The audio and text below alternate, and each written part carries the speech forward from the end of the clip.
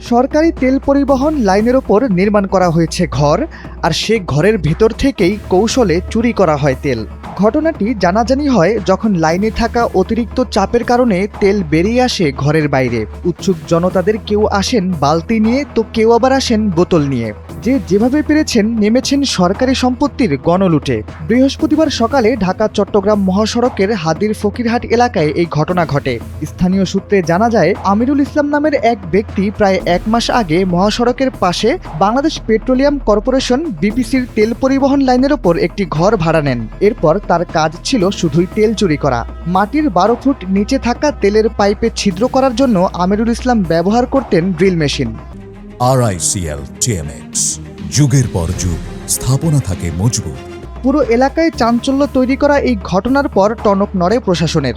খবর পেয়ে বিপিসি ও আইনশৃঙ্খলা রক্ষাকারী বাহিনীর সদস্যরা দ্রুত ঘটনাস্থলে এসে পৌঁছান। এসে ক্ষয়ক্ষতি নিরূপণ ও চুরি হওয়া তেলের পরিমাণ নির্ণয়ের কাজ শুরু করে দেন। সবশেষ জানা গেছে, আর্থিক ক্ষয়ক্ষতির পরিমাণ নির্ধারণে তদন্ত চলছে। একই সঙ্গে ঘটনার সাথে জড়িতদের শনাক্ত করতে আইনশৃঙ্খলা বাহিনী প্রস্তুত রয়েছে বলে জানা গেছে।